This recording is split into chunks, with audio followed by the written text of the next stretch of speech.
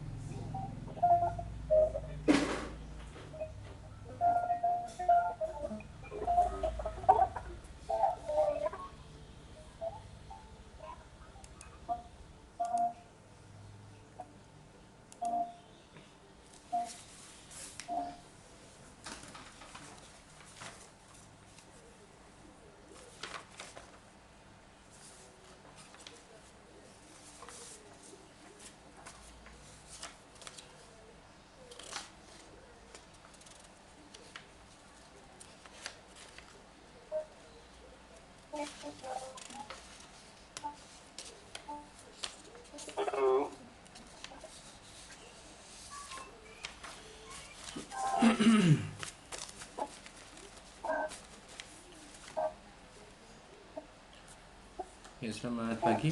Kita tunggu teman-temannya dulu ya. 5 menit lagi kita mulai.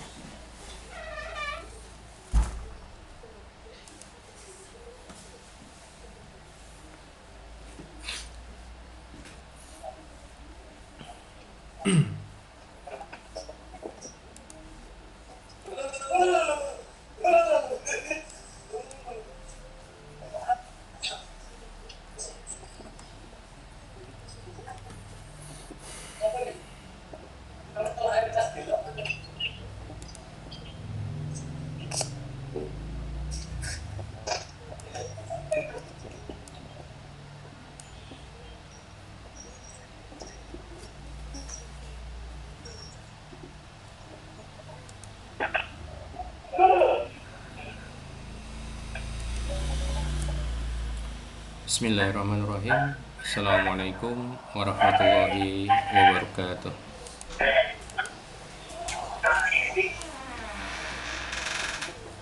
Waalaikumsalam, Pak. Ya, selamat pagi rekan-rekan mahasiswa Sistem Komputer angkatan 17-2 ya. Bertemu lagi dengan saya Taufik Kurniawansyah di mata kuliah Sistem Pakar. Hari ini Rabu tanggal 10 Juli 2020.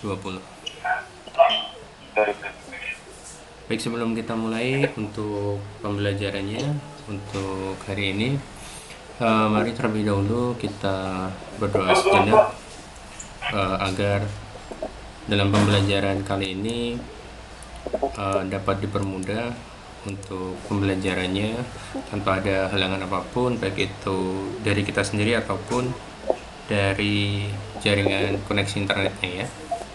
Baik, berdoa dipersilakan.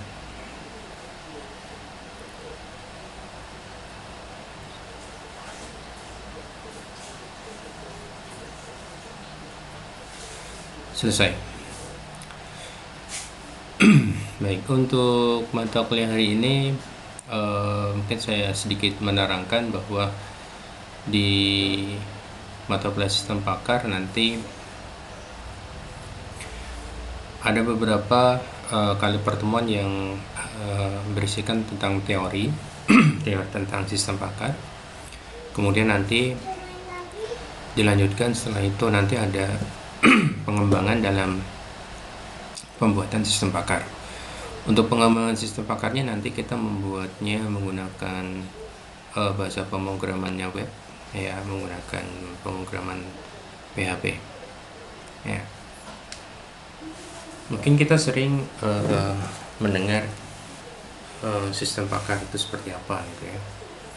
Jadi ada beberapa definisi yang mengatakan bahwa Sistem Pakar itu adalah suatu project yang berbasis komputer, di mana di dalam aplikasi Sistem Pakar ini di dalamnya ada ilmu ya, ada ilmu atau basic pengetahuan yang diadopsi dari seorang pakar atau ahli ya.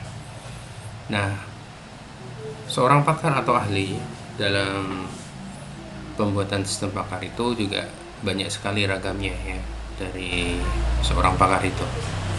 Jadi bisa saja untuk seorang pakar itu tidak selalu bergantung dengan tingkat pendidikannya ya, tidak selalu dengan tingkat pendidikannya tinggi atau rendah seperti itu, tapi lebih cenderung ke ilmu pengetahuannya ya, ilmu pengetahuannya. Contoh misalkan seorang dokter ya, seorang dokter itu merupakan pakar di bidang tenaga kesehatan ya, seorang dokter.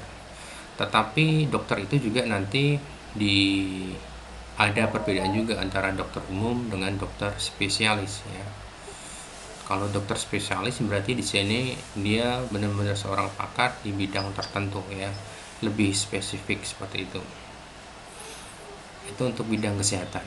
Tetapi untuk menjadi seorang dokter itu juga pasti harus melakukan yang namanya ikut pendidikan seperti itu ya, pendidikan dokter seperti itu. Dia harus kuliah seperti itu. Tetapi mungkin ada juga seorang pakar mungkin di bidang misalkan uh, teknisi misalkan ya, teknisi misalkan mesin seperti itu, ataupun mungkin teknisi elektro seperti itu, dimana mereka belum tentu sekolahnya tinggi juga ya, belum tentu sekolahnya tinggi seperti itu, tapi mungkin bisa jadi dia punya pengetahuan yang lebih ya, dia punya pengetahuan lebih dibandingkan mungkin sama orang-orang yang ikut atau pendidikan atau sekolah seperti itu, karena biasanya menang pengalaman seperti itu. Ataupun mungkin juga seorang petani ya, petani, dia juga dikatakan sebagai seorang pakar ya, seorang pakar di bidang pertanian seperti itu.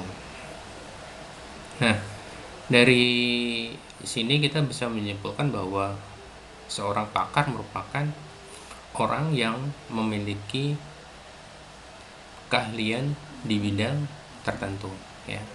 Seorang pakar itu memiliki keahlian di bidang tertentu.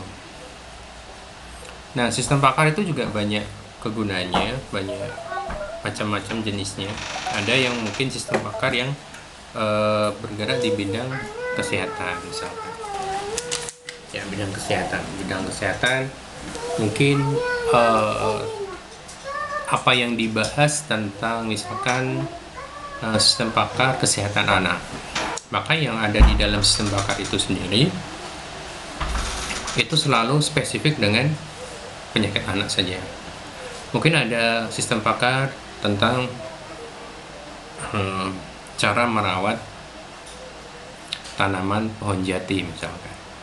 Berarti sistem pakar yang ada di dalam situ itu merupakan sistem pakar yang memang hanya khusus membahas tentang bagaimana cara merawat pohon jati. Jadi ciri khas dari sistem pakar adalah knowledge base-nya atau pengetahuan dasarnya itu selalu spesifik, selalu khusus seperti itu ya, selalu khusus, tidak tidak bercabang ya, tidak membahas tentang yang lain seperti itu. Kemudian ciri yang lain untuk sistem pakar, basis pengetahuannya ya, basis pengetahuannya itu didapat dari seorang pakar. Basis pengetahuannya didapat dari seorang pakar. Nah, untuk mencari seorang pakar itu juga kita harus benar-benar mampu ya mengetahui seberapa seorang pakar itu benar-benar bisa mempertanggungjawabkan keilmuannya ya, bisa mempertanggungjawabkan keilmuannya. Kalau misalkan dalam pengembangannya ya, dalam pengembangannya terkadang seorang pakar itu juga dikesampingkan ya, keberadaan dari seorang pakar terkadang itu dikesampingkan dalam pembuatan sistemnya. Bisa jadi seorang pakar itu dalam ilmunya di sini digantikan dengan peranan mungkin dari buku ya, buku jurnal atau kuesioner, yang tentunya buku dan lainnya ini juga tingkat bisa dipertanggungjawabkan juga ya, keilmuannya di situ, untuk bukunya, kebenaran di situ juga bisa dipertanggungjawabkan. Kemudian ciri khas dari sistem pakar salah satunya adalah dia selalu menghasilkan suatu keputusan ya, selalu menghasilkan dari suatu keputusan, biasanya berbentuk dengan nasihat ya, berbentuk dengan nasihat seperti itu atau masukan seperti itu. Kemudian juga bisa berupa dengan suatu penjelasan ya, penjelasan, jadi bersifatnya seperti itu. Kemudian ciri khas lagi di sistem pakar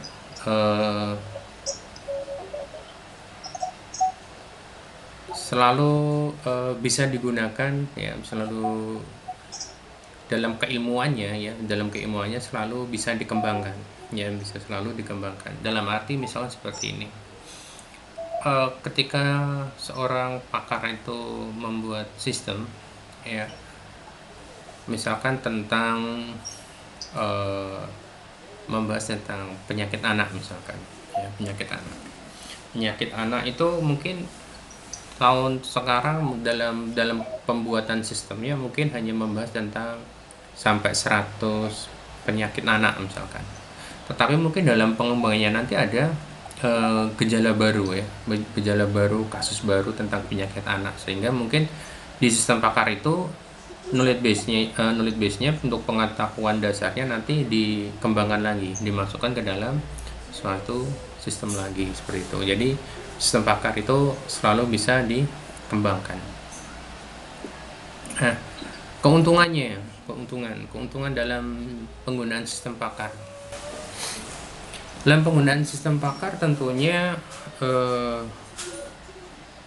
bisa dilihat misalkan dari waktu misalkan, ya, dari kita melihatnya mungkin dari sisi atau segi waktunya. Ketika kita menggunakan sistem pakar, ini kita ingin menggunakannya kapan saja itu tidak masalah, ya, kapan saja tidak ada masalah. Dan mungkin sistem pakarnya mungkin berbasisnya mungkin misalkan web, ya, basisnya web. Jadi selagi masih ada koneksi internet, kita bisa mengaksesnya, ya, bisa kita mengaksesnya seperti itu. Atau mungkin basisnya desktop mungkin, ya. Kalau basisnya desktop berarti ya menggunakan komputer lokal, ya, berarti menggunakan komputer lokal. Beda kalau yang berbasisnya web, jadi bisa diakses kapan saja seperti itu.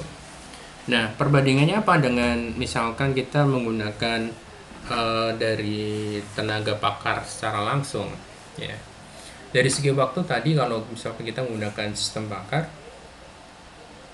waktunya bisa kapan saja kita menggunakan sistemnya itu. Tapi kalau kita menggunakan pakar secara langsung, yang menggunakan pakar secara langsung, kita harus tahu dulu, ya, kapan jadwal seorang pakar itu bisa ditemui, kapan kita bisa berkonsultasi. Itu waktunya terbatas, ya, karena tidak ada layanan 24 jam dari tenaga seorang pakar, ya, karena dia juga butuh istirahat. Pakar seperti itu, misalkan contoh sederhana, pakar di bidang misalkan teknisi misalkan motor Yamaha misalkan. Ya, kalau teknisi motor Yamaha pastinya dia hanya bisa digunakan keilmuannya, kepakarannya hanya pada jam waktu kerja saja, ya, seperti itu. Ataupun misalkan tenaga medis, misalkan dokter spesialis. Nah, dokter spesialis kalau kita ingin konsultasi, ya,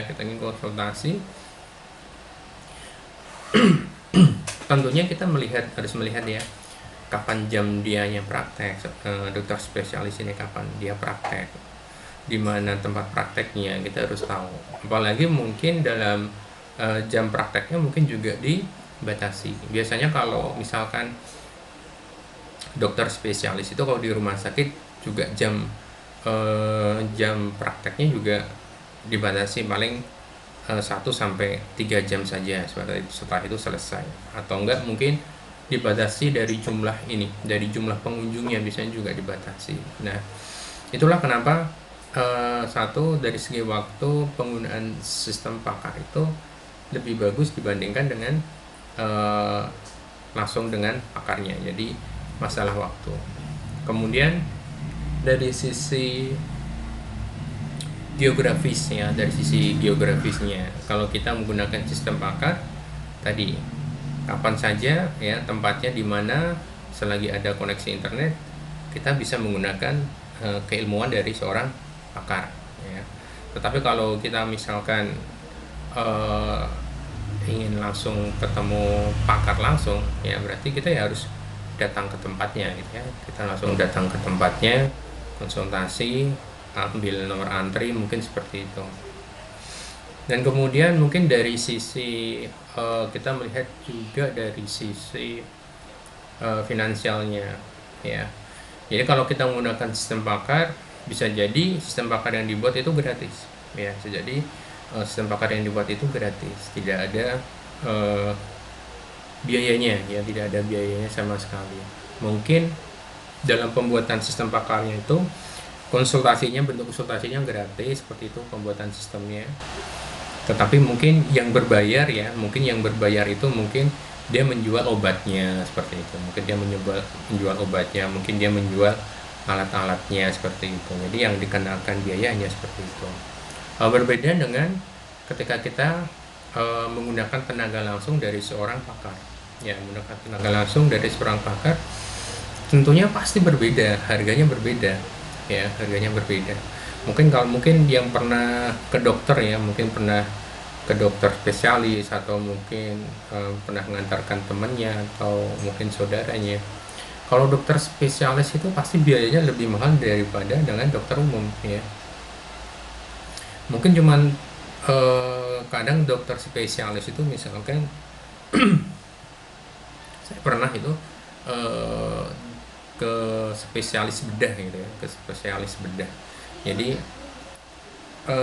dokter itu nggak menyentuh sama sekali baju saya, badan saya itu nggak menyentuh sama sekali. Yang menyentuh itu asistennya, perawatnya. Jadi perawatnya yang minta suruh bukakan baju gitu, dilihatkan bajunya dibuka sama perawatnya. Dokternya hanya melihat aja gitu, hanya melihat, oh yaudah ini penyakitnya ini seperti itu. Udah ya tutup lagi. Jadi segitu aja biayanya 150.000 hanya melihat saja seperti itu. Jadi biayanya dari segi finansialnya untuk biaya lebih mahal kalau kita menggunakan tenaga langsung dari seorang pakar seperti itu. Kemudian mungkin dari segi efektifnya dari segi efektifnya. Kalau kita menggunakan sistem pakar, kita akan lebih cepat ya, lebih cepat mungkin mendapatkan hasil ya, mendapatkan hasil diagnosanya. Kita lebih cepat mendapatkan hasil dari solusinya seperti itu dibandingkan dengan kita langsung konsultasi atau bertemu langsung dengan seorang pakar seperti itu. Ya, misalkan contoh ketika saya menggunakan sistem pakar ya, itu nanti ada pertanyaan-pertanyaan. Kita berinteraksi dengan komputer ya, kita berinteraksi dengan komputer, kemudian ada pertanyaan kita jawab ya, ada pertanyaan kita jawab dari sistemnya itu. Nanti dari pertanyaan itu mungkin dari misalkan ada berapa pertanyaan seperti itu, nanti akan menghasilkan dari solusinya ya, akan menghasilkan diagnosanya itu kerusakannya atau penyakitnya apa sih, nah solusinya apa sih seperti itu, solusi yang diberikan apa, jadi nanti akan diberikan solusi. Nah mungkin juga dalam pembuatan sistem pakarnya itu juga mungkin juga akan diberikan video tutorialnya ya, video tutorialnya tentang cara penanganannya ya, penanganannya seperti apa sih untuk penanganan misalkan kerusakannya, bagaimana sih cara penanganan dalam mengatasi penyakitnya, resepnya apa gitu ya, ukuran resepnya seberapa misalnya untuk obatnya seperti itu. Kalau misalkan kerusakan apa sih langkah-langkah yang perlu dilakukan pertama kali, nah seperti itu. Jadi kita langsung menemukan dari jawabannya pada saat itu juga. Nah jadi lebih efisien ya, jadi sini juga lebih efisien. Nah mungkin dibandingkan dari kalau kita ke pakar gitu ya, tadi menunggu antrian mungkin seperti itu, jamnya juga itu misalkan di waktu-waktu tertentu ya, di waktu-waktu tertentu yang mungkin bentrokan juga dengan jam kita kerja seperti itu ya, seperti itu. Nah di sini kalau kita menggunakan sistem pakar kita lebih efisien ya, lebih efisien. Kemudian kelebihannya mungkin dilihat dari segi apa ya, tingkat tingkat eh, tingkat kepuasan mungkin ya, tingkat kepuasan. Kalau dari tingkat kepuasan itu, kalau kita menggunakan sistem pakar, dia cenderung stabil gitu ya, cenderung stabil dibandingkan dengan pakar atau manusia secara langsung. Kalau manusia pasti ada naik turunnya ya. Kalau misalkan pakar itu, misalkan pertanyaannya ini, jawabannya ini, pasti nanti eh, solusi yang diberikan itu ya, itu kan diberikan itu. Jadi eh, selalu sama ya, selalu sama. Hasil solusinya selalu sama. Mungkin kalau dari seorang pakar bisa jadi juga berbeda hasilnya ya, hasilnya juga berbeda. Kemudian itu mungkin karena juga dipengaruhi dengan moodnya ya, mood dari seorang pakar itu sendiri. Kemudian kalau kita menggunakan sistem pakar, cenderung di sini ilmunya itu bisa terjaga ya, ilmunya bisa terjaga, keilmuan dari seorang pakar itu terjaga karena kepakarannya itu ditanamkan ya, langsung ke dalam sistemnya, ditanamkan langsung ke dalam sistemnya. Tetapi kalau pakar itu sendiri ya, seorang pakar, karena dia makhluk hidup ya, manusia makhluk hidup, dia punya keterbatasan usia yang punya keterbatasan waktu. Jadi kalau misalkan seorang dokter nih, misalkan dokter spesialis atau teknis ya, kalau misalkan dia tidak menerapkan ilmunya, kepakarannya itu misalkan di buku atau mungkin di sistem pakar itu sendiri, kalau dia udah meninggal, usianya udah selesai, ya udah hilang, tidak ada bekasnya sama sekali seperti itu ya. Tapi kalau misalkan ilmunya, kepakarannya ditanamkan dalam sistem pakar, tentu saja manfaatnya akan tersimpan ya, karena meskipun 100 tahun lagi itu, kalau misalkan datanya masih ada ya, masih bisa digunakan ya, masih ada manfaatnya seperti itu. Jadi kepakarannya, keilmuannya itu masih bisa dimanfaatkan. Jadi salah satunya adalah seperti itu. Kemudian konsep dalam membuat sistem pakar ya, itu seperti apa sih ya, konsep dalam membuat sistem pakar? Yang pertama di sini, karena sistem pakar berarti kita harus punya tadi ada interaksi yang namanya dengan pakar, pasti ada seorang pakar di situ ya, ada sistem pakar, jadi ada seorang pakar. Kemudian ada knowledge base-nya ya, ada pengetahuannya ya, pengetahuan dasarnya dari kemampuan pakar itu sendiri. Kemudian ada yang namanya dengan inferensi ya, atau keputusan yang dihasilkan ya, dari suatu masalah ya, masalahnya apa sih, nah, kita akan menghasilkan keputusan. Nah, keputusan ini bisa tadi berupa solusi atau nasihat seperti itu ya. Mungkin bisa juga dibuat bentuk solusinya tadi hanya berupa teks, mungkin juga ditambahkan video tutorialnya seperti itu. Misalkan tentang sistem pakar, penanganan kerusakan komputer misalkan ya, nanti mungkin ada diberikan langkah-langkahnya apa yang harus dilakukan, kemudian biar lebih jelas ada tutorial videonya, jadi dia bisa melihat apa sih yang harus dilakukan seperti itu. Mungkin penanganan dalam penyakit anak, apa yang harus dilakukan, misalkan ada anak yang sakit, ada benjolan di area paha misalkan. Nah, mungkin kita bisa melihat apakah di sistem pakar itu nanti bisa dikasih lihat bentuk tutorialnya, apakah bentuknya seperti ini, itu benjolannya warnanya seperti ini, ukurannya segini, penanganannya seperti apa, nanti ada video tutorialnya, penanganannya seperti apa, nanti obat yang harus dibeli seperti apa, cara memakai obatnya seperti apa, nanti dibuat video tutorial sedemikian rupa seperti itu ya. Kemudian eh ada juga berarti ada pakar, ada user, atau si pemakai sistemnya. Nah, di sini pemakainya berarti atau usernya ini macam-macam ya, tergantung dari sistem yang dibuat ya, tergantung sistem yang dibuat atau kepakaran yang dibuat seperti apa. Misalkan kalau eh, sistem pakar tentang kesehatan berarti ya hubungannya nanti orang yang sakit seperti itu ya, orang yang sakit.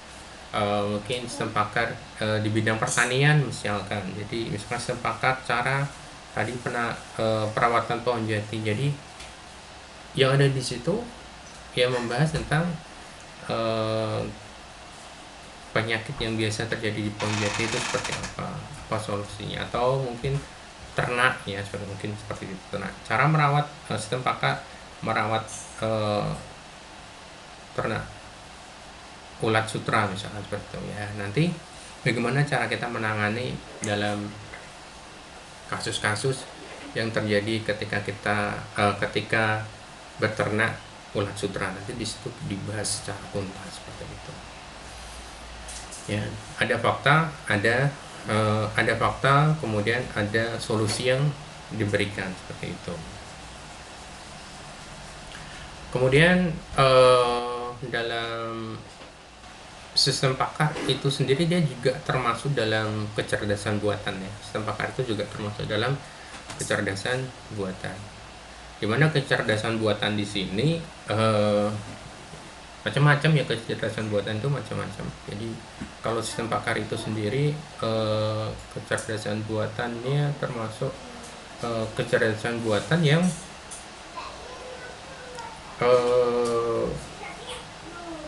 ilmu dari seorang pakar ya, ilmu dari seorang pakar itu ditanamkan ke dalam sebuah sistem yang berbasis komputer ya. Keilmuan dari seorang pakar yang pengetahuannya ditanamkan di sistem komputer. Mungkin ada lagi kecerdasan buatan kalau anak sistem komputer itu mungkin sudah dapat pelajaran itu apa, microcontroller ya, itu juga termasuk dalam kecerdasan buatan ya. Tapi kalau microcontroller itu kecerdasan buatan yang berupa hardware ya, berupa hardware. Berbeda dengan sistem pakar ya. Kalau sistem pakar itu ada keilmuan pakar yang ditanamkan di situ. Kalau microcontroller itu kecerdasan buatan berupa hardware seperti itu. Gimana misalkan cara mendeteksi panas, ada sensornya seperti itu. Ya, udah mungkin sudah lebih familiar ya untuk sistem komputer seperti itu. Kemudian ada lagi mungkin contoh kecerdasan buatan itu di bidang misalkan robotik ya. Robotik itu juga termasuk dalam kecerdasan buatan itu, yang berkembang sekarang itu adalah robotik gitu. Tapi untuk Stekom ya mudah-mudahan kedepannya bisa seperti itu, bisa membuat karya seperti itu. Biasanya kerjasama antara anak sistem komputer dengan anak elektro, biasanya seperti itu ya. Ya mudah-mudahan nanti mahasiswa sistem komputer bisa membuat karya lebih bagus gitu ya, seperti itu.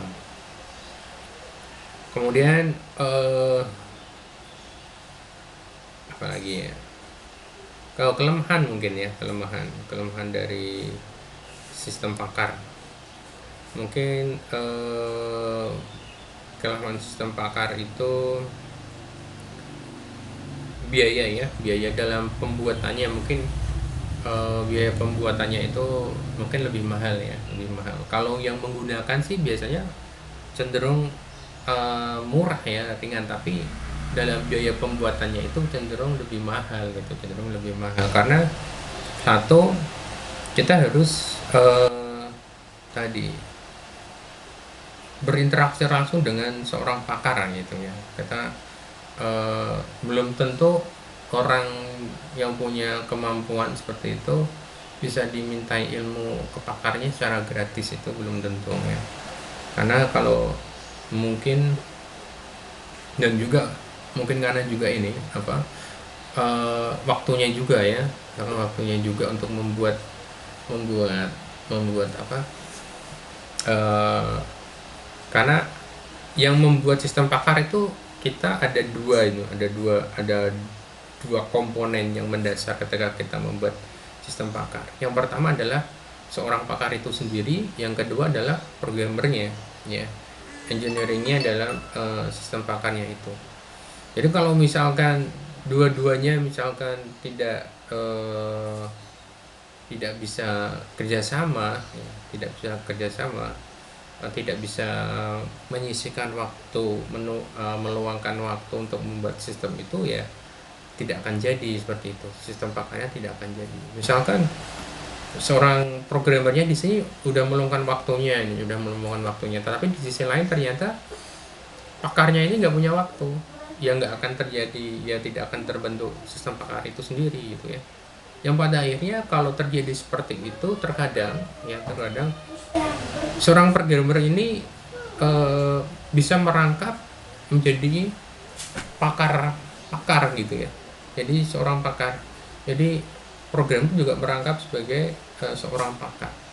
Nah, ilmu kepakarannya misalkan kalau programmer kan, kalau misalkan programmernya ini yang dibuat sistemnya tentang kerusakan komputer atau laptop, mungkin dia nggak, atau troubleshootingnya berkaitan dengan laptop komputer, mungkin eh, tidak terlalu masalah ya, problem solvingnya seperti itu. Tetapi kalau misalkan membahasnya tentang tadi penyakit mungkin seperti itu, kemudian mungkin tentang pertanian atau perkebunan seperti itu, atau mungkin perbankan seperti itu, dia nggak punya ilmu seperti itu. Ya, punya ilmu seperti itu, solusinya ya dia harus mencari referensi ya, dia harus punya referensi buku ya, literatur buku atau jurnal, atau mungkin juga kuesioner, hasil angket seperti itu, dia harus punya seperti itu. Kemudian untuk hasil inferensinya, sistem pakar itu tidak menghasilkan, sistem pakar apapun itu ya, sistem pakar apapun itu dia tidak bisa menghasilkan 100% solusi yang benar, itu tidak bisa menghasilkan 100%, pasti kurang dari 100% seperti itu. Ya, mungkin sampai sini dulu. Ada yang mau ditanyakan?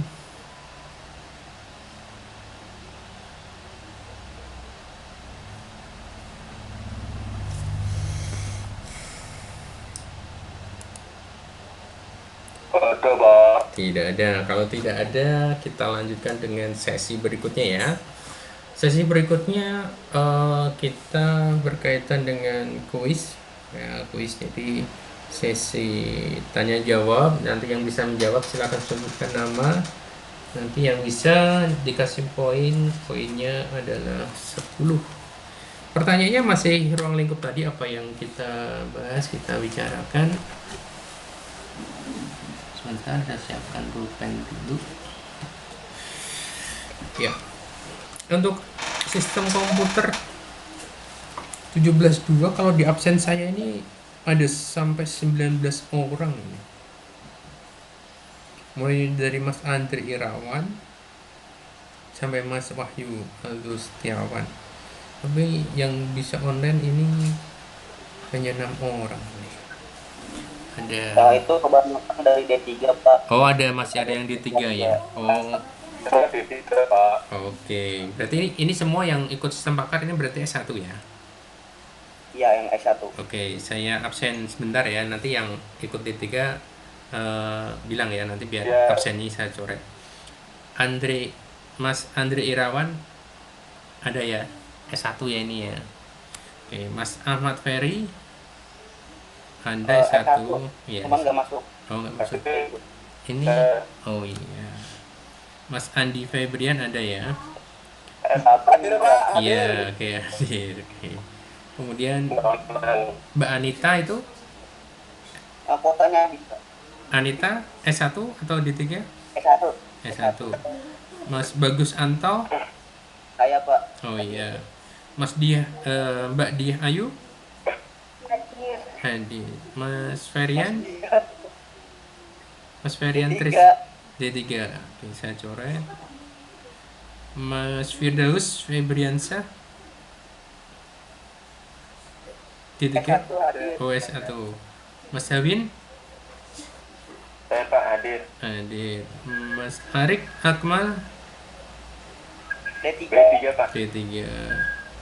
Mas David Danu D3. D3. Mas Muhammad Enggar, Pak sore. oh sore.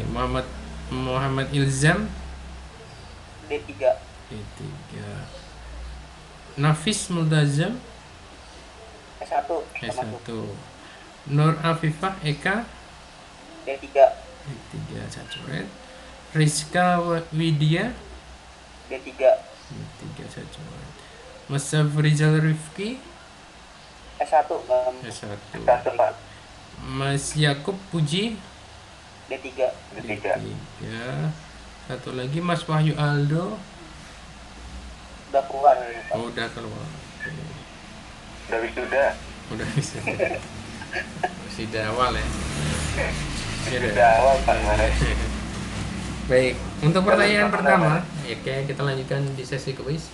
Pertanyaan pertama, nanti sebutkan nama, terus nanti dijawab ya. Rebutan ya, rebutan. Nanti kalau ada pertanyaan lagi, boleh menjawab lagi, silakan. Pertanyaan pertama, apa definisi sistem pakar? Nah itu.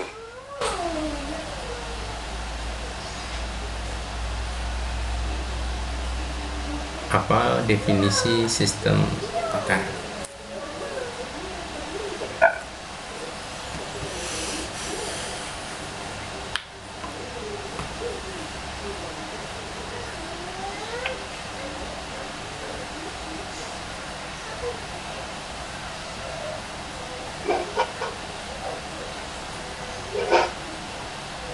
Suatu program komputer yang mengandung pengetahuan dari satu langsung. Siapa? Sebutkan namanya dulu, sebutkan namanya dulu. Mas siapa? Mas Hawin. Ya, silakan Mas Hawin.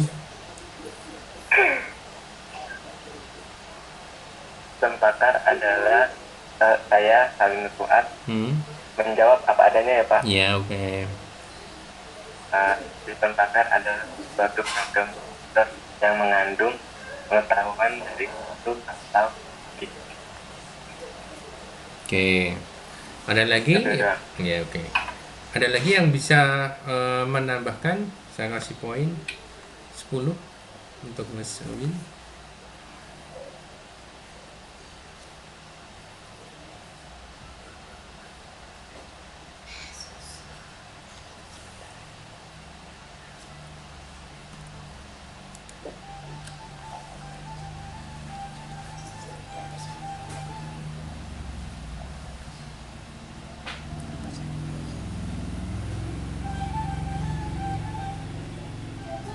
Kenapa, Mbak?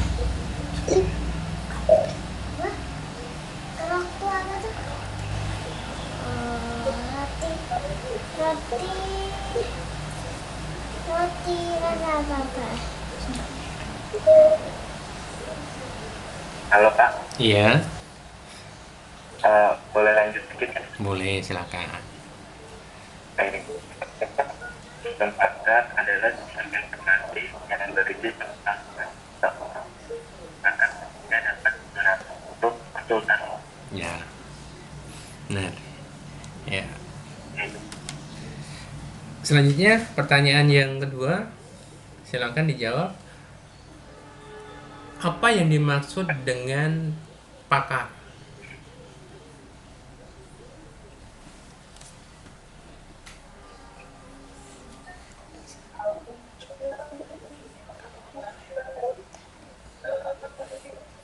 Ahli Pak. Ya, ahli apa? Ahli apa ini? Jangan ahli aja. Ahli dalam suatu bidang. Ahli dalam apa? Ahli dalam suatu bidang. Ahli dalam suatu bidang. Mas, Suatu bidang. ya, Mas apa? Andre Irawan. Mas Andri ada yang mau nambahkan lagi? Ya, Jadi Kak Bagus atau Pak ya silakan tambahkan. Ada lagi Mas siapa ini? Mas Bagus Bagus. Anto. Ya. Ya, pakar adalah ahli, seseorang yang banyak dianggap sebagai sumber terpercaya atas teknik maupun keahliannya, yang berkata untuk menilai dan memutuskannya suatu dengan benar, baik sesuai dengan aturan dan status oleh sesamanya ataupun halayak dalam bidang khusus tertentu. Ya. Ya, Mas Andre sama Mas Bagus ya.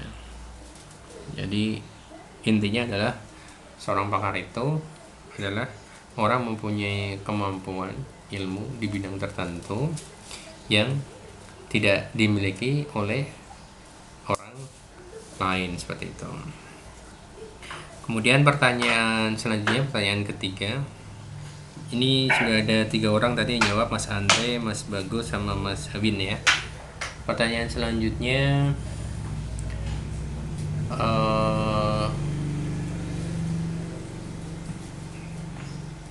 kelebihan dari sistem pakar.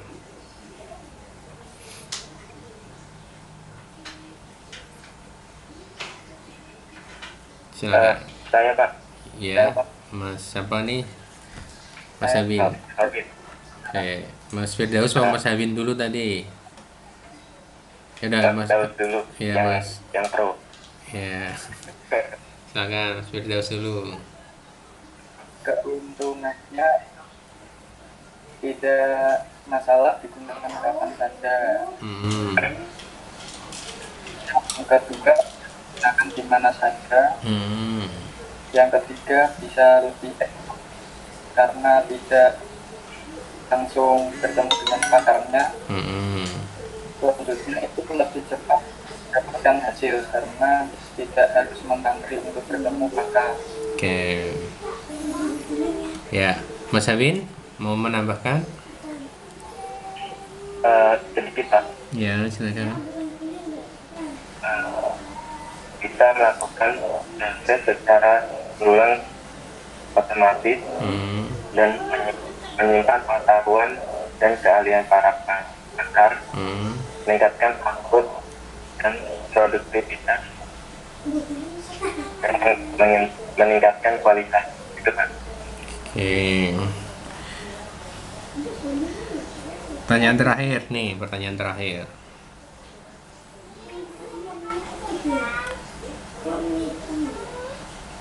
Apa perbedaan dari sistem pakar dengan kecerdasan buatan?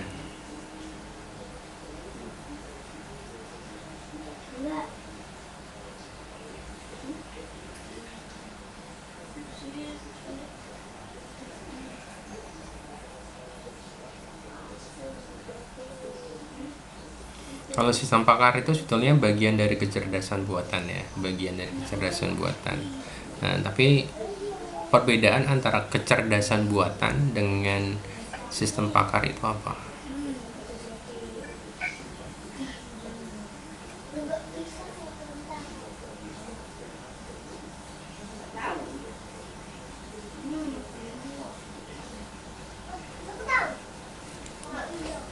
Saya Pak, Ya, Mas Bagus, silakan. perbedaannya adalah mengacu pada sumbernya atau seseorang yang ahli dalam suatu bidangnya atau mengacu pada si perancang itu sendiri. Hmm. Sebagai objek dan menyiapkan suatu sistem guna mendapatkan hasil yang maksimal, sedangkan mengacu pada jalur atau langkah yang berorientasi pada hardware gunanya mencapai yang maksimal. Oke. Ya, intinya adalah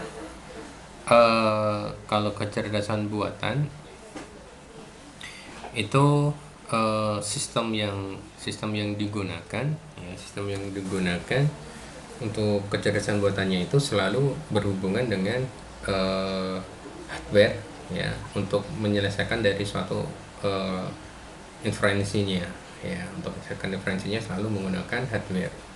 Sedangkan sistem pakar dalam untuk menentukan inferensinya dia menggunakan ilmu dari seorang pakar ya untuk menghasilkan inferensinya. Baik, Mas tadi Mas Bagus ya. Iya Pak. Baik, untuk hari ini mungkin saya untuk kelas sistem pakar ini untuk hari ini ada beberapa tadi yang sudah dapat jawab kuisnya. Mas Andre tadi 1, Mas Bagus 2, Mas Firdaus 1, Mas Abin 2 ya. Untuk minggu depan nanti ketemu lagi dengan saya di mata kuliah sistem pakar. Mohon maaf kalau ada kekurangan dalam penyampaian materinya. Jangan lupa nanti absen di Siakat. Nanti untuk absensinya akan saya kasih kabar ya. Absensinya nanti akan saya. Untuk saat ini belum saya upload videonya. Nanti karena saya nggak streaming langsung di YouTube itu karena saya streamingnya pakai Jitsi. Nanti setelah saya kasih kabar, silakan absensi di Siakat dan juga nanti absensi di YouTube-nya ya. Baik, terima kasih untuk waktunya rekan-rekan mahasiswa kelas sistem komputer angkatan 17.2. Saya ucapkan assalamualaikum warahmatullahi wabarakatuh. Waalaikumsalam. Waalaikumsalam warahmatullahi